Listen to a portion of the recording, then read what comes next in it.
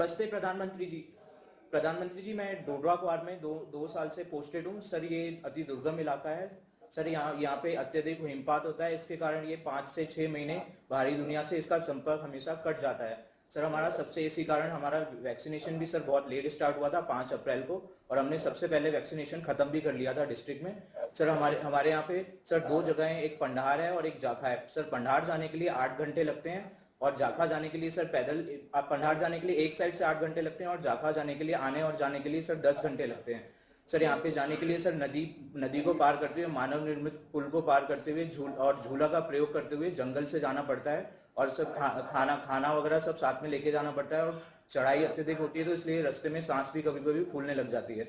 और सर यहाँ पहुंचने के बाद ये यहाँ पे इस जगह का सर हम किसी से कम्युनिकेशन भी नहीं कर सकते हैं, क्योंकि यहाँ पे सिग्नल वगैरह यहाँ पे कभी मौजूद नहीं होता है सर।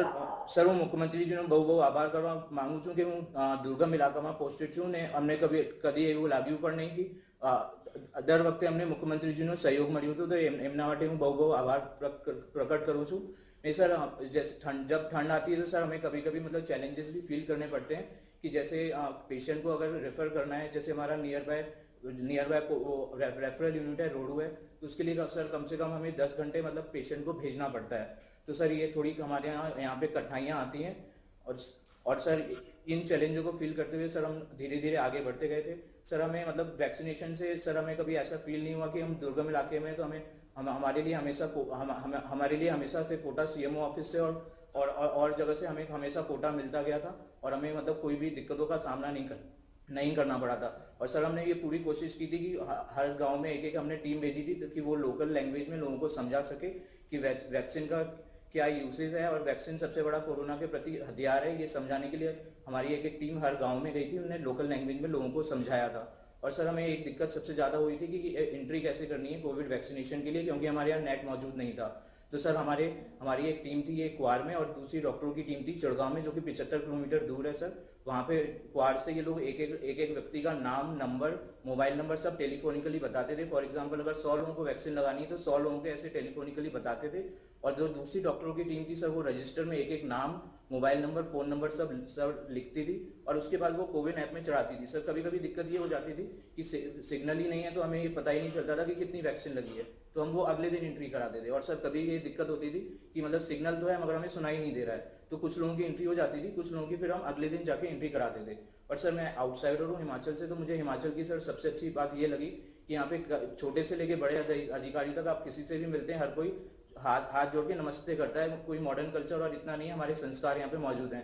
और सर छोटे से लेके ऊपर तक लेवल तक मैंने हिमाचल में कभी भी करप्शन जैसी कोई चीज़ नहीं देखी। यहाँ मुझे सबसे अच्छी चीज़ लगी है यहाँ पे। और सर हमें पूरा सहयोग मिला था हर डिपार्टमेंट से। और सर सबसे अच्छा मैं एक पर्सनल एक्सपीरियंस शेयर करना चाहूँगा सर। यहाँ पे अगर किसी भी नेता और किसी से भी मिलना होता है तो बाकी जगह जाते हैं तो पीए वगैरह से कांटेक्ट करना पड़ता है, लाइन में लगना पड़ता है, बहुत सारे प्रोसेस होते हैं। बट सर मैं एक बार पर्टिकुलरली यहाँ के डिप्टी स्पीकर हैं हंसराज जी, उनसे मिलने गया था, तो मुझे सीधे फ़ोन करके बोला आप आके मिल सकते हो। कोई प्रोसेसर नहीं था और कुछ नहीं था, और मैं सीधे उनसे जाके मिल के और अपनी जो बातें थी उन पर रख पाया। और सेम प्रोसेसर सर ये मुख्यमंत्री जी के भी साथ है। तो सर ये मुझे बहुत अच्छा लगा कि प्रदेश में शांति का प्रतीक है और ये अच्छी चीज़ है सर। तुम्हारा बहुत बहुत आभार, हमने मोटिवेट करवा। राहुल, आप कच्छ छोड़ करके यहाँ कैसे पहुँच गए?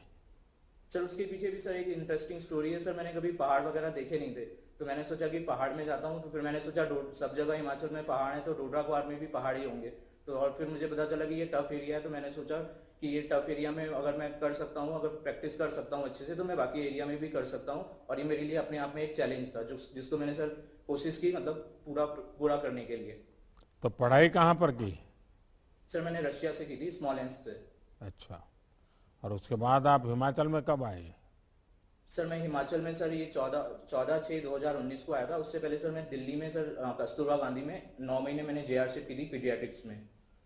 तो रेगिस्तान की गर्मी और हिमाचल की ठंडी, ये बराबर सेट हो गए आप?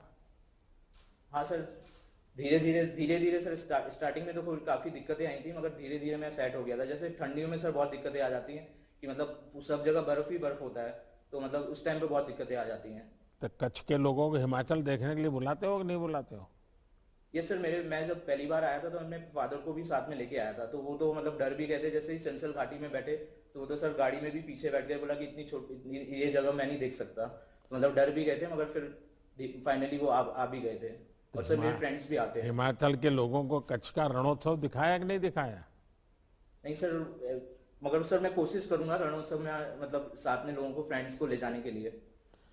अच्छा राहुल, मैं हिमाचल से बहुत परिचित हूँ, मैं इस इलाके को यस भी सर। जानता हूँ, बड़ा दुर्गम यस है, सर। और सिरमौर के यस सर।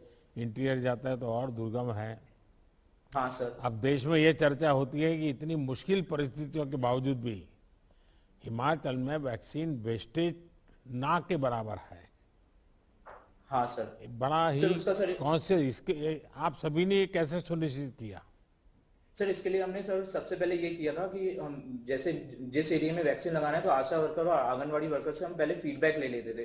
क्योंकि सर कुछ लोग होते हैं भेड़ चालक हैं, तो वो मतलब यहाँ से वहाँ घूमते रहते हैं, और जैसे कुछ लोग हैं मतलब डोगरी और मतलब खेतों में जा रहे होते हैं, तो पहले हम एक दिन पहले इन्फॉर्म करके और उन्हें डाटा कलेक्ट कर लेते थे कि कितने लोग पहुंचने वाले हैं।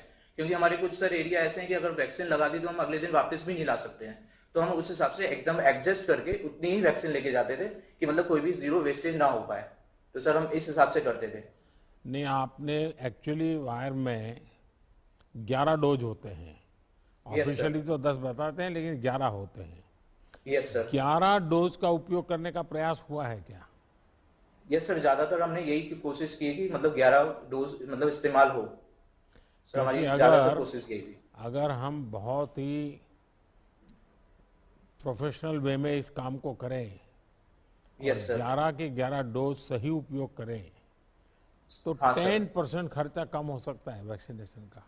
यस सर, हमारी ज्यादातर सर ये कोशिश यही थी, और सर यही हुआ है सर हमारे यहाँ पे ज्यादातर, मैक्सिमम सर।